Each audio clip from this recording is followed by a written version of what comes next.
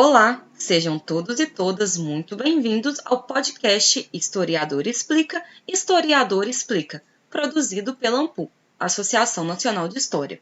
A cada semana, teremos um historiador de formação abordando temas cotidianos que envolvem conteúdo histórico. Então, pausem, comentem, opinem, mas principalmente aproveitem. E se estão gostando do conteúdo produzido pela ANPU, não deixem de seguir nossos canais no SoundCloud e também no Spotify. Tenham todos e todas uma ótima sessão! A nossa convidada de hoje é a professora Cristina Scheibe-Wolff, doutora em História pela Universidade de São Paulo e professora titular do Departamento de História da Universidade Federal de Santa Catarina. É uma das organizadoras do livro Mundos de Mulheres no Brasil, lançado em 2019 pela editora CRV. Eu vou falar um pouco para vocês hoje sobre as questões que envolvem as chamadas lutas identitárias. São as lutas das mulheres, dos negros, dos homossexuais, dos trans, dos indígenas, lutas que têm sido vistas por alguns grupos ou como lutas de minorias e que não seriam importantes por isso, ou então até pelas próprias pessoas que estão lutando contra o fascismo e tal, mas vendo essas lutas como se elas fossem de menor importância, como secundárias na luta por uma sociedade mais justa, mais igual. Então, eu vou contar um pouco para vocês a história dessas lutas identitárias, ou algumas histórias dessas lutas identitárias, e depois, então, falar sobre esse contexto atual dessas lutas, aproveitando a semana, da visibilidade trans, que é essa semana.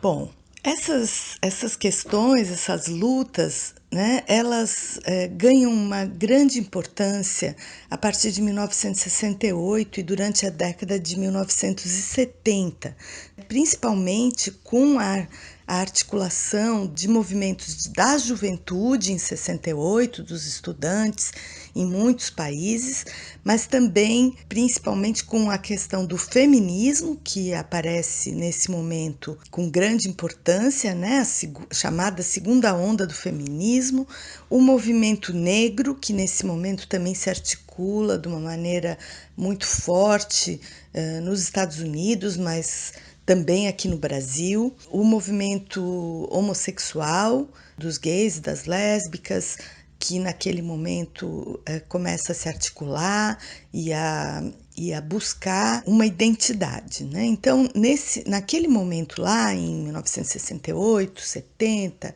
75, nessa década ali de 70, esses movimentos eles estavam realmente buscando afirmar uma identidade, se colocar como movimentos, como sujeitos políticos, no contexto da sociedade global e na sociedade brasileira também. A gente vivia uma ditadura militar, havia restrições também a esses movimentos, a qualquer tipo de organização, mas esses movimentos se articularam aqui no Brasil num contexto de resistência também à ditadura, se articularam também com os movimentos de resistência.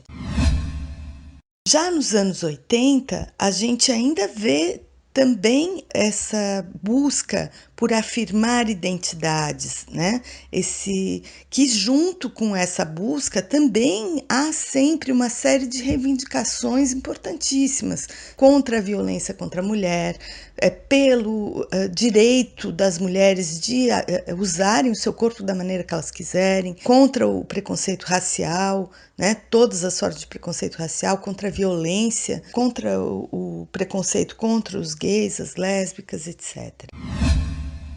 Mas nos anos 80 há uma experiência muito interessante nesse sentido, que é a Aliança dos Povos da Floresta, proposta de outros pelo Chico Mendes, um sindicalista e seringueiro do Acre.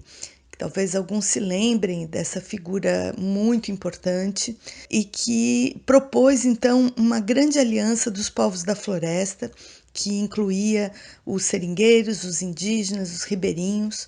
Muitas vezes esses grupos estavam até em campos opostos em alguns momentos da história, mas naquele momento dos anos 80, o Chico Mendes estava propondo então essa aliança que todos eles queriam um objetivo comum, que era a preservação da Amazônia, da floresta, e também a própria preservação desses grupos, de suas culturas, do seu patrimônio cultural e também da sua vida, né, da diversidade de conhecimento sobre a floresta que esses grupos tinham. Também outro exemplo interessante dos anos 80 e que tem a ver também com a Constituinte, né, que vocês sabem que em 1988 a gente teve a nova Constituição e nessa Constituição estão garantidos uma série de direitos, né, para pessoas, para grupos das populações tradicionais e, por exemplo, um exemplo interessante é o das mulheres camponesas, das trabalhadoras rurais, que até aquele período ali dos anos 80, a maioria delas não tinha nem o direito de se considerar uma trabalhadora rural. Nas carteiras de trabalho dela estavam escrito dona de casa, né? Então elas não tinham nem direito de se sindicalizar, de lutar pelos seus direitos. Então elas vão fazer uma campanha nacional importantíssima para identificação, para que as mulheres colocassem nas carteiras de trabalho como trabalhadoras rurais, para que elas pudessem se sindicalizar e aí acessar alguns direitos, como o direito de aposentadoria, que agora está se perdendo, né? Então, diga-se de passagem. Outra aliança e identificação importante é a dos indígenas nesse período aí dos anos 80, que eles vão se colocar enquanto indígenas, eles vão criar também esse movimento de aliança entre os povos indígenas, que muitas vezes foram opositores, né? Foram até inimigos, mas naquele momento ali precisavam se unir para conseguir o direito à demarcação das terras indígenas. E até hoje esse movimento ele continua importante. O meu argumento é que naquele momento esses grupos eles precisavam realmente colocar essa questão como uma questão identitária. Para trabalhar um pouco sobre isso, para estudar um pouco mais sobre isso, se vocês quiserem, a gente fez um projeto chamado Mulheres de Luta, né, no Laboratório de Estudos de Gênero e História da UFSC, e vocês podem acessar o webdocumentário e o e-book no site www.mulheresdeluta.ufsc.br. Bom, agora vou falar então sobre esse momento atual que a gente está vivendo. E quando essas lutas identitárias têm sido muitas vezes acusadas de serem cortinas de fumaça, de desviarem a atenção da luta principal, que para alguns seria a luta de classes. Eu não acho que a luta de classes não seja importante, ela é importantíssima, mas se a gente não entender que no Brasil as classes estão articuladas, né? A opressão de classe, ela está articulada também à opressão de gênero, à opressão de raça e a outras opressões, a gente não vai conseguir criar uma sociedade mais igualitária e mais justa. Até porque, se a gente for pensar, a luta das mulheres, a luta feminista, ela não é uma luta somente identitária, porque afinal de contas essa identidade de mulheres ela já está bem consolidada e na verdade ela tem muitas identidades, quer dizer, ser uma mulher negra não é a mesma coisa que ser uma mulher lésbica, que ser uma mulher indígena, e tudo isso pode se articular porque a pessoa pode ser indígena, lésbica e mulher tudo ao mesmo tempo, né?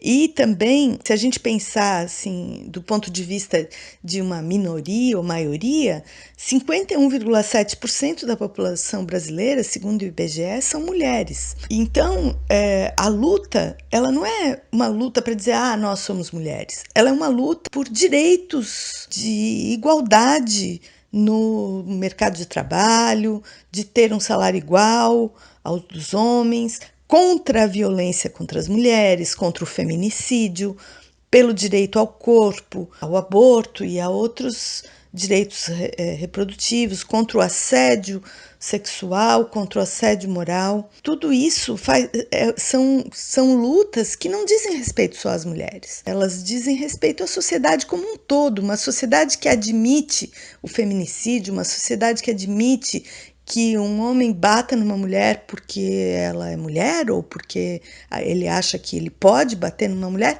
Que sociedade é essa? Não é uma sociedade igualitária, não é uma sociedade justa. Da mesma forma, a questão do racismo. Hoje, 55% dos brasileiros se dizem não brancos, né? Isso inclui pretos, pardos, asiáticos, indígenas, e essas pessoas estão submetidas a todo tipo de violência, inclusive a violência policial, por exemplo, contra os jovens negros, que é uma realidade que tem sido denunciada pela Anistia Internacional e pelo movimento negro, que é uma violência inadmissível. Né? A desigualdade, o preconceito, a violência, a exclusão, essas são as lutas. Que sociedade justa é essa que admite, que pode chegar a admitir esse tipo de violência? Quanto aos homossexuais e trans, a questão da identificação, especialmente para as pessoas trans, ela ainda é muito importante, né? E a gente está vivendo então essa semana. E daí a questão do respeito à diversidade e contra esse preconceito absurdo contra as pessoas trans e homossexuais precisa ser trabalhado na sociedade como um todo e não como uma questão só dessas pessoas. Ela não é uma questão só dessas pessoas. A questão de respeitar o outro, seja ele quem for, é uma questão de todos. Quanto aos indígenas, também é importante a gente pensar que eles detêm um patrimônio cultural importantíssimo na nossa sociedade e que a gente precisa pensar como de todos, né? Quer dizer, a preservação dos indígenas, a demarcação das terras indígenas, a existência dos indígenas enquanto indígenas é algo importantíssimo para todos nós, é uma questão de respeito à nossa história e importante para todos nós. A gente vive nesse momento o que o Walter Benjamin chamaria de um momento de perigo, né? O Walter Benjamin, que naquele momento, quando ele escreve sobre esse momento de perigo, ele estava vivendo o nazismo, né? A invasão da França pelos nazistas.